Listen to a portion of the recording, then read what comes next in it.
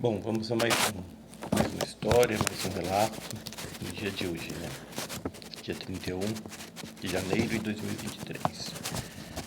A história de agora é a relação de Dom Pedro I e a fazenda do Paudalho, em São José do Barreiro. São José do Barreiro, à margem da rodovia Dom Pedro, existe uma sede muito antiga, construída em 1817, pelo senhor João Ferreira de Souza, que nasceu em 1772 nesse bairro. Na época era um bairro, era uma freguesia que se chamava, um povoado. Seu pai já era um fazendeiro, um coronel ali, e eu mesmo nasceu ali e cresceu ali. E no ano de 1817 ele construiu essa linda sede que é preservada até os dias de hoje, que pode ser visitada por turistas. É um empreendimento turístico daquele município. É um retrato do nosso passado, né? Que teve ali, que foi uma região forte em café e muita coisa. Então existe a sede até os dias de hoje. Mas a relação é entre Dom Pedro I, a independência e a fazenda do Paudalho.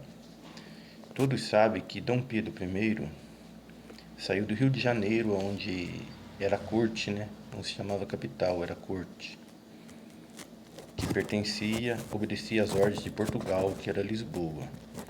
Ele saiu montado em burro, né? Dizem que é a cavalo, mas não é a cavalo, era de burro que se viajava, seguindo por essas trilhas que já existiam, né? Essas que hoje é rodovia, mas naquela época era trilha, né? Para passar carroça, essas coisas aí. E cavalos e burros. E ele veio seguindo do Rio para São Paulo até lá no Marco da Independência, né? Na margem do Rio Ipiranga, onde, segundo diz, que ele deu o grito do Ipiranga, né? Só que o dono dessa fazenda, João Ferreira, era um dos apoiadores da independência e já havia o convidado para o príncipe almoçar em sua fazenda em São José do Barreiro. Durante a viagem, dizem que Dom Pedro I era uma pessoa simples, embora ele era um monarca, mas era uma pessoa que tentava viver de forma simples. Era um homem de muitas amantes, mas era uma pessoa simples. Em um certo tempo ele deixou sua tropa que ele comandava para trás e tocou seu burro com mais força e energia a galopear pelaquela trilha, pela estrada, né, que existia. E chegou, avistou a fazenda, parou e o seu povo, a sua tropa, ficou bem para trás.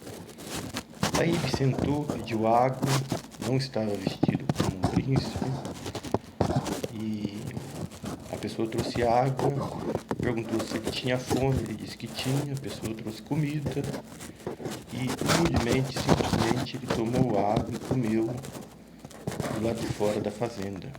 E dizem que o homem, dono da fazenda, embora era uma pessoa que tinha escravos, tudo, porque era o tipo de trabalho que existia, era mão de obra naquela época.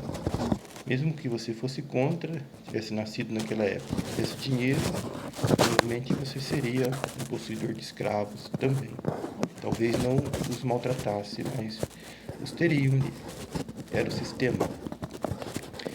Então, ele comeu e sentou, ficou descansando do lado de fora, quando veio o restante da tropa.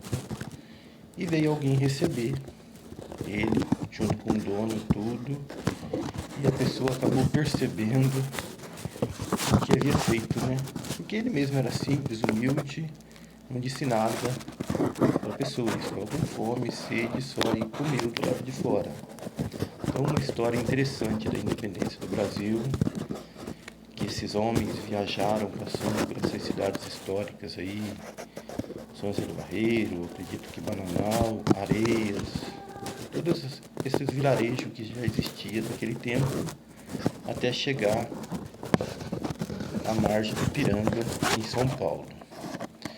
Inclusive havia uma cama ainda, que dizem que é a cama que ele se hospedou, dormiu, descansou nessa fazenda, mas ela ficou um pouco sem vigilância, sem ninguém tomando conta, e foi furtada essa cama.